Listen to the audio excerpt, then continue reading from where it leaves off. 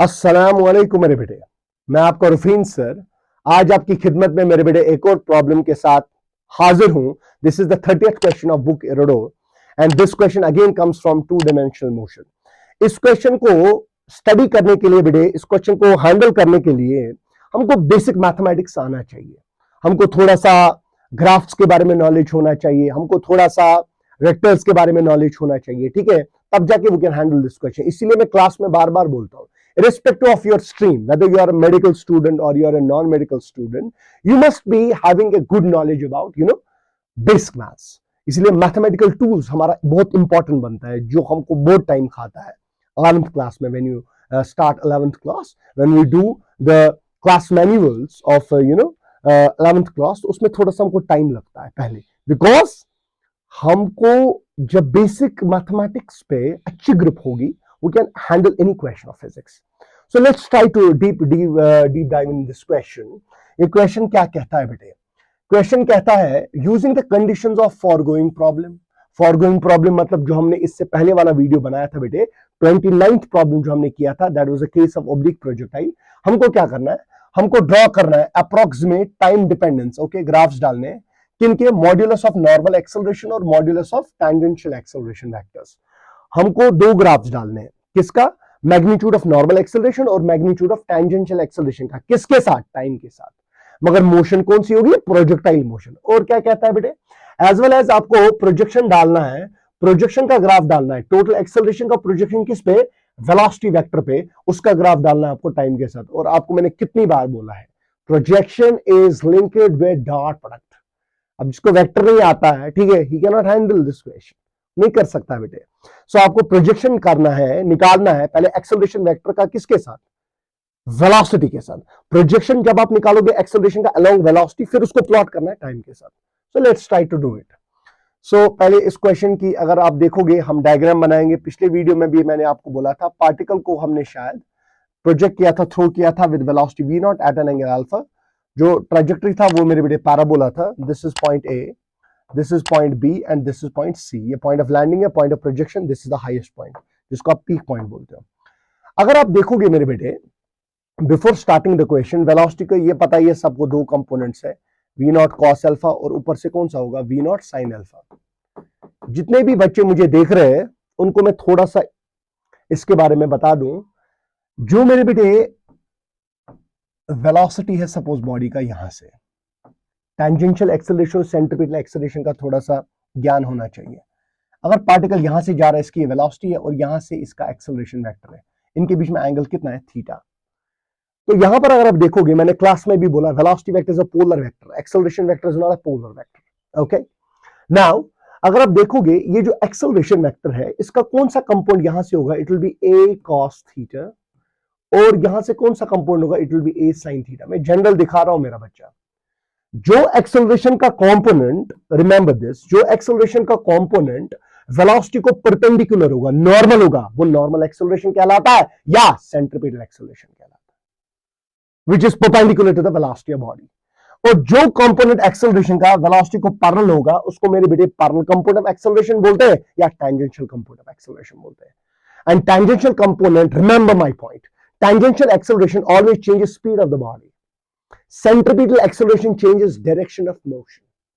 It always changes direction of motion. It has nothing to do with speed of the body. Tangential acceleration speed change करता है, बढ़ा भी सकता है, घटा भी सकता है। Centripetal acceleration direction change करता है। तो अब आपको पता है, ये जो नॉर्मल एक्सेलरेशन है या सेंट्रीपिटल एक्सेलरेशन बोलोगे आप, ये हमेशा वेलोसिटी को परपेंडिकुलर होगा, और टैंजेंशियल एक्सेलरेशन या तो पैरेलल होगा या तो एंटी पैरेलल होगा। अब यहां पर अगर आप देखोगे मेरा बच्चा, अगर सपोज पार्टिकल इनिशियली अगर मैं देखूं ये ए पॉइंट पे प्रोजेक्ट कर रहा है, आफ्टर सम टाइम बेटे पार्टिकल कहां होगा? सपोज पार्टिकल पी पॉइंट पर है, after some time P point पे वेलोसिटी वेक्टर ये होगा, वी होगा, वी होगा, ठीक है। ग्रेविटी मेरे बेटे नीचे ही है, यू ऑल नो दिस। ये कोई जनरल पॉइंट मैंने लिया। ये यहां पर एंगल हॉरिजॉन्टल के साथ कितना बना रहा है मेरे बेटे? थीटा। थीटा बना रहा है, इनिशियली कितना बना रहा था? अल्फा। और ये ऑब्वियसली थीटा अल्फा से कम होगा, बिकॉज हॉरिजॉन्टल कंपोनेंट तो कांस्टेंट है, वर्टिकल कंपोनेंट कंटिन्यूसली कम हो रहा है। अगर मैं आपको बता दूं बेटे, मैंने यहां पर परपेंडिकुलर डाला, if this is theta, this is 90 minus theta, this angle will be theta. इतना मैथ्स पता होना चाहिए। इस जी का यहां से कौन सा कंपोनेंट आएगा, जी कॉस थीटा, और यहां से कौन सा आएगा, it will be g sine theta. तो मेरे बेटे रिमेंबर दिस, कौन सा कंपोनेंट एक्सेलरेशन का वेलोसिटी को परपेंडिकुलर है, तो मैं यहां लिखूंगा जी कॉस थीटा जो है ये बनेगा नॉर्मल एक्सेलरेशन या सेंट्रीपिटल एक्सेलरेशन, और जो जी साइन थीटा है मेरा बेटा ये बनेगा टैंजेंशियल एक्सेलरेशन और parallel component of acceleration. Remember this too, because मैंने बोला जो एक्सेलरेशन का कंपोनेंट वेलोसिटी को पैरेलल होगा या एंटी पैरेलल होगा वो टैंजेंशियल एक्सेलरेशन है, यहां पर ये एंटी पैरेलल है, वेलोसिटी यहां से, एक्सेलरेशन यहां से, और ये इसको नॉर्मल है। अब अगर आप देखोगे, मैं आपको बता दूं बेटे, फ्रॉम पॉइंट ए से बी तक, बी हाईएस्ट पॉइंट ये है। अगर आप देखोगे मैं बोलूंगा पूरी ट्रैजेक्टरी क्या है, ए टू बी, उसके बाद क्या है बी टू सी, पूरी ट्रैजेक्टरी। अगर आप देखोगे यहां जो एंगल है, इज दिस एंटी क्लॉकवाइज और क्लॉकवाइज मेरा बच्चा, इट्स एंटी क्लॉकवाइज। ए से बी जो अल्फा है वो चेंज हो रहा है, या मैं बोलूंगा थीटा चेंज हो रहा है ए से B, because theta is variable, theta को मैंने वेरिएबल रखा है, theta is the angle which is subtended by velocity at any time with horizontal. So A से बी अगर मैं यहां से थीटा का वैल्यू लिखूं मेरा बच्चा, थीटा का वैल्यू लिखूं, ए पर थीटा का वैल्यू कितना है अल्फा, ए पर ये थीटा का वैल्यू अल्फा होगा, और बी पर यही थीटा का वैल्यू 0 होगा, 0 डिग्री होगा, क्योंकि मेरे बेटे बी पॉइंट पर वेलोसिटी जो है ये कंप्लीटली हॉरिजॉन्टल बनेगा, because there is no vertical component. और अगर आप देखोगे बाय सिमेट्री सी पॉइंट पर, अगर आप देखोगे सी पॉइंट पर वेलोसिटी ऐसे होगा ना बेटे, वी नॉट, यहां पर भी ये एंगल हॉरिजॉन्टल के साथ कितना बनाएगा अल्फा, मगर इस अल्फा और इस अल्फा में फर्क है। This alpha is anti clockwise angle and this alpha is clockwise angle, clockwise angles are negative. तो अल्फा का जो थीटा का जो वैल्यू है पहले चेंज होता है अल्फा टू 0, फिर चेंज होता है 0 to minus alpha. This is important, पहले चेंज होता है अल्फा टू 0, फिर चेंज होता है 0 टू माइनस अल्फा, क्योंकि आप देख सकते हो दिस इज क्लॉकवाइज एंगल और ये जो है ये एंटी क्लॉकवाइज एंगल। अब ये आपने थीटा का वेरिएशन देखा, theta is variable, theta varies with time. अब अगर मैं आपको बोलूं अगर थीटा चेंज हो रहा है, ठीक है ना, पहले चेंज हो रहा है अल्फा टू 0, फिर चेंज हो रहा है 0 टू माइनस अल्फा। अब मैं क्या करूंगा, मैं पहले ग्राफ डालना चाहूंगा किसका, टैंजेंशियल एक्सेलरेशन का विद टाइम, टैंजेंशियल एक्सेलरेशन के मैग्नीट्यूड का रादर, क्योंकि क्वेश्चन ने पूछा है मॉड्यूलस, यहां लिखा है मॉड्यूलस, ठीक है। सो आपको बताइए टैंजेंशियल एक्सेलरेशन जो है वो कौन सा है, वो ये है g sine theta. Sine increasing function है बेटे के डिक्रीजिंग फंक्शन है, साइन इंक्रीजिंग फंक्शन है। पहले अगर आप देखोगे यहां पर वैल्यू कितना होगा इसका, जी साइन अल्फा, इनिशियली इसका वैल्यू होगा g sine alpha at T is equal to 0, let me draw it like this, at T is equal 0 इसका जो वैल्यू है वो होगा g sine alpha. B point पे, ये ए पॉइंट था, बी पॉइंट पे मुझे कोई बताएगा टाइम कितना है, टाइम ऑफ फ्लाइट का आधा, बी पॉइंट पे टाइम ऑफ फ्लाइट का आधा, सी पॉइंट पे पूरा टाइम ऑफ फ्लाइट, ठीक है बेटे। सो मुझे बताइए ए पॉइंट से बी पॉइंट तक जब जाएगा अल्फा का वैल्यू डिक्रीज हो रहा है, बन रहा है 0, तो मुझे कोई बताएगा बी पॉइंट पर टैंजेंशियल एक्सेलरेशन कितना होगा, जी साइन 0, वो 0 आएगा, तो ये डिक्रीज हो रहा है, 0 बन रहा है, पहले था जी साइन अल्फा, डिक्रीज हो गया, बन गया 0, उसके बाद 0 से इंक्रीज हो रहा है, ठीक है, कितना, minus alpha, and you know sine odd function है, sine of minus theta is minus sine theta, sine of minus alpha is minus sine alpha, मगर मुझे मैग्नीट्यूड डालना, मैं नीचे ग्राफ नहीं डाल सकता, मॉड्यूलस जब मैं बोलूंगा मैं नीचे नहीं बना सकता, मुझे मैग्नीट्यूड लेना है पॉजिटिव। तो आप बताइए 0 से माइनस अल्फा, अगेन इसका वैल्यू जो है वो इंक्रीज हो जाएगा और मेरे बेटे वो बन जाएगा मैक्सिमम, आप देख सकते हैं। तो दोनों केसों में आप देखिए मेरा बच्चा कितना वैल्यू बना, it is g sine alpha, ये ए पॉइंट था, ये बी पॉइंट है और ये सी पॉइंट है। ए पॉइंट पे it is g sine alpha, tangential acceleration maximum है, ठीक है, उसके बाद ऊपर जाते जाते टैंजेंशियल एक्सेलरेशन क्या हो रहा है, कम, बी पॉइंट पर कितना बन रहा है 0, जी साइन 0 0, उसके बाद ये और बढ़ रहा है। अब आपको पता है इस टेंजेंशियल एक्सेलरेशन का ए से B, this tangential acceleration decreases velocity, क्योंकि ये ऑपोजिट है इस वेलोसिटी को, ये एक्सेलरेशन ऑपोजिट है। उसके बाद बी से सी ये वेलोसिटी को इंक्रीज करेगा, बिकॉज बी से सी अगर आप देखोगे tangential acceleration will be parallel to velocity. अगर आप यहां पर देखोगे, मैं आपके लिए यहां पर बना, अगर वेलोसिटी ऐसे है, ये हॉरिजॉन्टल के साथ कुछ एंगल है, ग्रेविटी ऐसे होगा जी, ठीक है ना। If this was anti clockwise theta, ये क्लॉकवाइज थीटा होगा, यहां ये वी है, ये वी, और ये अगर थीटा है, ये कितना होगा 90 माइनस थीटा, ठीक है ना, समझ आया। तो अगर आप यहां पर देखोगे जी का यहां से कौन सा कंपोनेंट होगा, इट विल बी 90 माइनस, यहां से कौन सा कंपोनेंट होगा, इट विल बी ये 90 माइनस थीटा है, यहां से होगा टेंजेंशियल एक्सेलरेशन पैरेलल सेंट्रीपिटल यहां से, okay, it will be parallel to velocity, ये वेलोसिटी इंक्रीज कराएगा, इसलिए मैंने यहां लिखा इस फेज में वेलोसिटी डिक्रीज हो रहा है, इस फेज में वेलोसिटी इंक्रीज हो रहा है। अब मुझे किसका ग्राफ डालना है, कम ऑन कम ऑन, अब मुझे डालना है मॉड्यूलस ऑफ सेंट्रीपिटल एक्सेलरेशन और नॉर्मल एक्सेलरेशन। चलो मेरा बेटा, टाइम के साथ नॉर्मल एक्सेलरेशन कहां है, कहां है नॉर्मल एक्सेलरेशन, ये है। पहले बताइए इसका वैल्यू कितना होगा, जी कॉस अल्फा, बिकॉज थीटा का वैल्यू कितना होगा, जी कॉस अल्फा।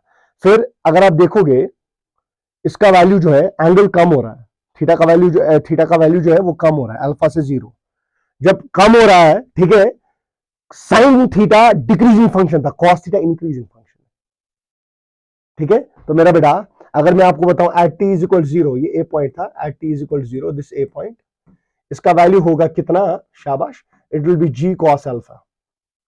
उसके बाद ये वैल्यू जो है वो इंक्रीज हो जाएगा, फिर डिक्रीज होगा वापस। अब आप बताओगे कैसे, यहां पर मेरे बेटे मैं ए पॉइंट रखूंगा, यहां पर मेरे बेटे मैं बी पॉइंट रखूंगा, और यहां पर मेरे बेटे मैं सी पॉइंट रखूंगा। यहां टाइम होगा again T by 2, half of time of flight, यहां पूरा टाइम होगा टी। जी कॉस अल्फा जब फिर हाईएस्ट पॉइंट पर मैं देखूंगा, हाईएस्ट पॉइंट पर बी पॉइंट पर थीटा का वैल्यू कितना है 0, कॉस 0 कितना होता है 1, तो यहां पर मेरे बेटे मैं आपको बनाऊंगा हाईएस्ट पॉइंट पर इसका जो वैल्यू होगा ना, मैक्सिमम वैल्यू, वो मेरे बेटे जी होगा, जी कॉस 0 इज 1। उसके बाद आपने मुझे बोला सर अब वैल्यू तो पहले था जी कॉस अल्फा, फिर बन गया जी कॉस 0, वो बन गया जी हाईएस्ट, उसके बाद सर नेगेटिव है, आपको पता है कॉस इवन फंक्शन है, cos of minus alpha is cos alpha, और मुझे मैग्नीट्यूड ही डालना है, मैं नेगेटिव तो डाल नहीं सकता हूं। अब अगेन अल्फा बढ़ रहा है, अगेन इसका वैल्यू जो है वो कम हो जाएगा, ये अगेन यहां पर कितना वैल्यू पहुंचेगा, जी कॉस अल्फा, इनिशियली भी कितना था जी कॉस अल्फा, ठीक है, यहां पर मैक्सिमम कितना था जी, इसमें उल्टा था, इनिशियली जी साइन अल्फा, यहां पर भी जी साइन अल्फा, और बीच में जो था वो 0 था, ये इसका बराबर रिवर्स है। और इसका रोल स्पीड चेंज करना नहीं है, इसका रोल है क्या चेंज करना, डायरेक्शन ऑफ मोशन, इसका रोल है स्पीड चेंज करना। अब जो तीसरा है, मुझे क्या करना है, प्रोजेक्शन। अब पहले मुझे बताइए प्रोजेक्शन के लिए मैं क्या करूंगा, projection of acceleration, total acceleration on velocity vector, velocity vector, okay, यहां वेलोसिटी वेक्टर v नॉट है, और एक्सेलरेशन कितना है, एक्सेलरेशन आप सबको पता ही है, a के बदले g है, यहां प्रोजेक्शन आप सबको पता ही है, डॉट प्रोडक्ट से निकलता है, तो projection of a on v वो आएगा g dot v divided by mod of v, ठीक है, यहां पर वेलोसिटी v नॉट है, शायद वही है, वेलोसिटी v नॉट है, g dot v divided by mod of v। सो अगर आप यहां पर देखोगे it will B g v not cos, g और v नॉट में एंगल कितना है आप देख सकते हो मेरे बेटे, g यहां है डाउनवर्ड्स और ये v नॉट है, ये एंगल अल्फा है, ये 90 है, तो it will be 90 plus alpha, very good, it will be 90 plus alpha divided by कितना मेरे बेटे, it will be mod magnitude v naught जाएगा, it will be minus g sin alpha, remember this is projection of acceleration g on velocity vector v naught, क्योंकि oblique projectile में acceleration जो है वो g vector, it's minus g sin alpha, इसका magnitude नहीं डालना है टाइम के साथ, projection of acceleration on velocity vector को प्लॉट करना है विद टाइम। तो अगर मुझे प्रोजेक्शन का मतलब क्या है, मैं प्लॉट करूंगा g dot v not divided by mod of v not. ये प्रोजेक्शन किसका, एक्सेलरेशन का ऑन वेलोसिटी वेक्टर, इसको प्लॉट करना है टाइम के साथ। बताइए यहां पर टाइम था 0, उसके बाद यहां टाइम होगा t/2, half of time of light. ये a पॉइंट था, ये b पॉइंट था और ये c पॉइंट था, पॉइंट ऑफ लैंडिंग, यहां टाइम है t। अब बताइए जब थीटा का मैं वैल्यू चेंज करता हूं a to b to c, यहां थीटा कहां से कहां चेंज होता है, शाबाश, अल्फा से 0, 0 से माइनस अल्फा। बताइए t इज इक्वल 0 पे, अब मत मैग्नीट्यूड है, अगर मैग्नीट्यूड नहीं है तो मैं नेगेटिव बना सकता हूं, कोई शक नहीं है। तो बताया t इज इक्वल 0 पे इसका वैल्यू कितना आएगा, माइनस जी साइन अल्फा। बताया at t is equal to t/2 b point पर, ठीक है, अल्फा का वैल्यू कितना है या थीटा का वैल्यू कितना है, अगर आप यहां पर देखोगे अल्फा चेंज इट्स वैल्यू, ठीक है ना, alpha change it's value from alpha two 0, तो साइन 0 कितना होगा 0, तो ये ऐसे आएगा मेरे बेटे, ऐसे आएगा। उसके बाद अल्फा का वैल्यू चेंज होता है, I can say variable angle is theta, उस थीटा को डिफरेंट डिफरेंट टाइम्स पे डिफरेंट डिफरेंट वैल्यूज है। फिर 0 से माइनस अल्फा चेंज होता है, जब 0 से माइनस अल्फा, अल्फा नेगेटिव है, साइन ऑड फंक्शन है, sine of minus alpha is minus sine alpha, minus minus बनेगा प्लस, ये मेरे बेटे बनेगा प्लस जी साइन अल्फा। यहां पर मेरे बेटे जी साइन अल्फा आएगा पॉजिटिव और यहां आएगा जी साइन अल्फा नेगेटिव। सिंपल, कितना आसान था। अब अगर आपको मैथमेटिक्स का, ग्राफ्स का, वेक्टर्स का नॉलेज नहीं होगा, you can not do it. If there is any doubt, any question in your mind, please feel free to text, feel free to reach out to me. I will be more than happy to help you. Thank you.